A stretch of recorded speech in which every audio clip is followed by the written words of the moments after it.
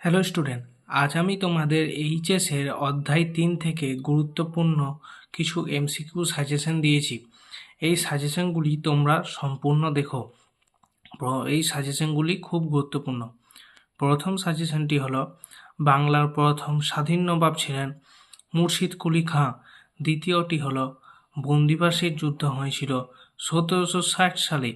তৃতীয়, পলাশী নামক জায়গাটি বর্তমানে অবস্থিত নদিয়া জেলায়।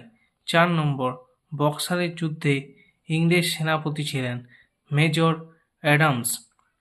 5 নম্বর, কে বাংলার দ্বৈত শাসন ব্যবস্থার অবসান ঘটান? Warren Hastings. 6 number, board of revenue গঠন করেন ওয়ারেন হেস্টিংস।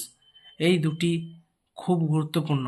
7 নম্বর, ভারতে সিভিল সার্ভিসের প্রবর্তক ছিলেন কর্নওয়ালিস। 8 নম্বর, পিটের ভারত শাসন আইন পাস হয়েছিল 1784 সালে। 9 নম্বর, পাঁচশোলা বন্দোবস্ত চালু করেন ওয়ারেন হেস্টিংস। এইটা খুব গুরুত্বপূর্ণ, এটা দেখে রাখবে 9 নম্বরটি। 10 নম্বর, সিমনোসেকির সন্ধি স্বাক্ষরিত হয় 1895-এ। এই 10টা গুরুত্বপূর্ণ প্রশ্ন আমি দিলাম। আশা করছি এখান থেকে তোমরা অবশ্যই কমন পাবে। আর যদি ভিডিওটি ভালো লেগে থাকে তবে চ্যানেলটি অবশ্যই লাইক সাবস্ক্রাইব করবে।